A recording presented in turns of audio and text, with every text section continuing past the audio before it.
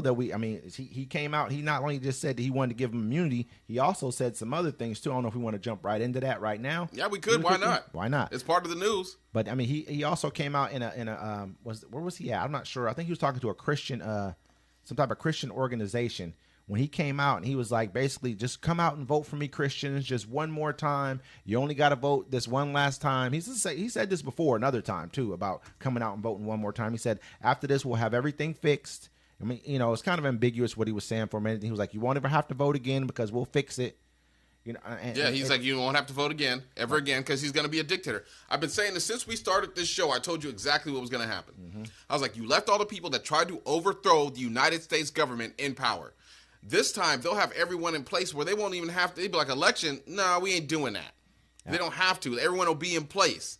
Yep. I mean, they probably got stuff in place now. They had the one dude in Arizona going through the voting machines trying to see and figure out how it works. You know what I'm saying? Then they had to take the machine and throw them away. These people, you left them all in power. The plot is there. Yeah, and they already got the Supreme Court setting it up. So they gave him immunity so he can do what he wants to do. I mean, the bigger thing too, that you made a really good point. We were talking about this, and it's something we had discussed on the last show episode that we did.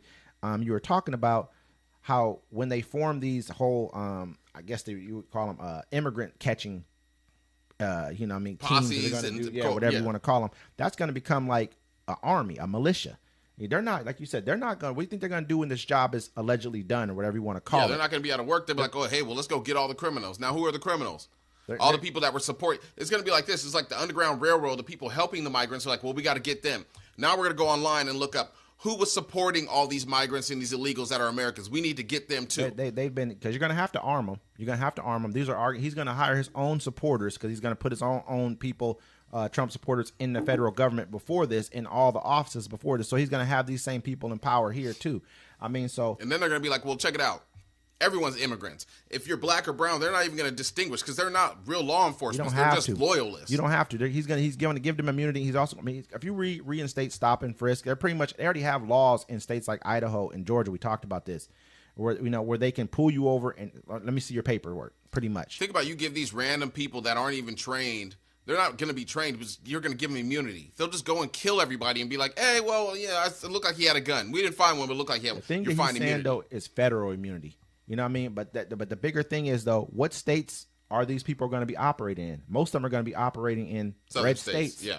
You know what I mean? Midwest states. That's how it goes. No, they're going to be in all the states. Think about it. He's going to be the king. He can just say it, whatever. And you're going to have to do it. I almost wonder, is he going to try to send in the National Guard? He's going to try to send in the military? It's going to be a revenge tour. That's all his. Because I know we've never had the military barge through, pretty much. I mean, you've had the National Guard in cities because during the civil rights movement and all that stuff, they've had to send in the National Guard. Yeah. They kind of, but we've never had militarized, what is it called again? When you have a government, a military takeover, pretty much. It's a military coup, isn't it? No, that's not a coup. It's not. It's just I forget the terminology for it right now, but we'll come back to it later. But the point of it is, though, that's martial law. Martial law. Martial law. That's pretty much what he's gonna. He could enact. We've never had that happen here, from my knowledge, but this is what he can do. He can go into cities like, say, oh well, Chicago, it's too violent there, and just send in, and we're gonna dictate martial law here, and this is what we're gonna do. We're gonna stop all this, and we're also gonna. It's just, I mean, there's just a lot that's. Yep, they'll be like, oh, it's the youth between this age and this age. We need to lock them all up and kill them all. Hey, while they're locked up, let's make them work. And they've already. I mean, I know some of the stuff we're saying that may be overboard, like about. It may sound overboard. Some of it is, and maybe some of it is. This is real. This ain't no overboard. No, I understand what you're saying. I'm just saying, like, when a person listens to us, we're saying certain things. They're gonna listen to it and come out with their own conclusions of it. Especially a person who votes from that side of the line. Oh, you don't have any proof that he's gonna do any of these things. He's already said that he's gonna put together a band of people and get rid of 18 million migrants. He's already said this. This is already gonna happen. What do you think he's going to do? Like we already told you. What do you think they're going to do with those people? 18 million. They're going to need to at least hire 500,000 more people to deal with this problem. But where are they going to hold them until they get rid of them? How are they going to send them back? A lot of them kids ain't going to make it. Billions of dollars to do all this, man. Yeah. It's going to cost billions. But then, like I'm saying, and once they get done getting rid of all the migrants, who do you think they're going to come for? You think a lot of people ain't going to get mixed up in there? Like, oh, well, you ain't got an ID on you. We're going to take you too. Absolutely. That's what they're going to be doing. That's what they're going to do to everybody else. Give me your ID. Right now, you don't have to give the law enforcement your identification unless you've done something. Unless you're. And you're going to have these violent people They're going to be dragged. Think about it. To them, migrants have no laws. No rights. No rights. Excuse me. They have no rights. Mm-hmm. So they're going to be dragging these people from their homes, beating them and all that stuff. You think all that anger is going to go away once they get rid of all the migrants? And it's not even Now they're going to turn on us. It's not even just anger. It's just going to be the excitement of that power that they're going to have against them. I mean, they're going to have that kind of power. I mean, and you can pretty much probably suspend elections in certain places with martial law, all kinds of stuff he can do. You know what I mean? So you got to really look at this. This is not a joke when a person says you won't ever have to vote again. I think the migrant stuff, I mean, yeah, it's getting a little out of hand. I mean, some people can go. You know what I'm saying? But somebody was like, yo, why you want the migrant coming in here raping our women? I'm like, bro, you're already doing it. So why are you going to point out? I'm like, you're already doing it and getting away with it. So why are you trying to point at these people that don't even speak English? And it's like, and how many migrants you know that raped a woman? Now, I mean, I'm not saying it's not happening. I'm not saying they haven't killed anybody, but ask that person how many they know, not who they've heard of or what they've heard on the news. One instance here or one instance there. There's 340 million people in this country that we know of that are verifiable Americans. And there's a lot of crime that they don't report because it's not going to stir your heart. You know, and at the same time, though, they don't report that a lot of these migrants actually have jobs here that are agricultural work, a lot of different kind of work, manufacturing work, all kinds of stuff that they're doing that Americans don't want to do.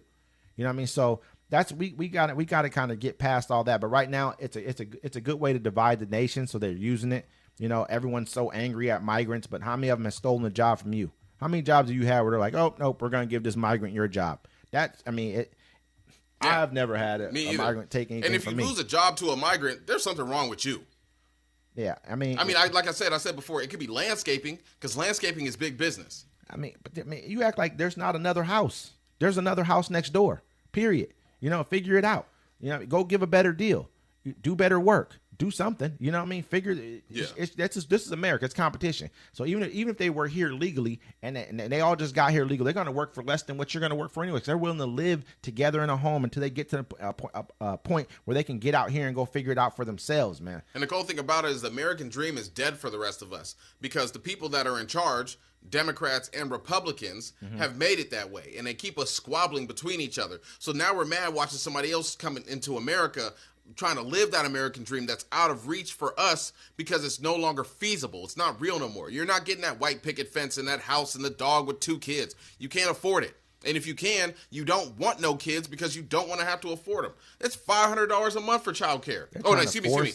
$500 a week for childcare. Actual. Per kid. People are paying a lot of money like that. It's crazy. I know that, like I said, man, right now, they're trying to force people to have children. You look at J.D. Vance, man. They're trying to take away contraception. They're trying to act like even contraception. Only thing J.D. Vance is doing is a lazy boy couch. What'd you say? You ain't see that? The report where he talking about he used to jack off in between the couch cushions? Nah. Yeah, bruh. I ain't seen that one. Yo, somebody made a montage of DMX what these bitches want from a nigga, and they was like, and they showing different count. It was Brenda, Letitia. You haven't seen that story, bro? I haven't seen that. He admitted to it. I'm gonna tell you right now, he's a weirdo, man. Everybody kind of knows that he's weird. The Republicans knows that this guy's weird too. He's come out calling Kamala and other Democratic, lawmakers. Lonely cat women who don't have children, childless cat ladies or whatever he said. You know, I mean, it's crazy. He said the Democratic Party is really pretty much led by childless, like lonely people. He's saying like AOC doesn't have a child, Kamala Harris doesn't have a child, Pete Buttigieg, I think he's gay or something like that. I'm not sure. But he can have a child. Okay, excuse me. The rumor was false. That's what they're trying to actually. False on the rumor about U.S. President Donald Trump. See, look at that. Look, that's real time. A latex glove and a couch. He said a latex glove and a couch cushion spawned a number of jokes and memes. They said, but that's real time fact. Yeah, I wanted to look it up because I don't want y'all going out there like, yo, he's fucking couches. Poetic Flacco. I told you about this guy. But that was a good one though. But yeah. So I mean, it's just. Well, let's see what happens with the Supreme Court thing. But let me jump into this next thing here.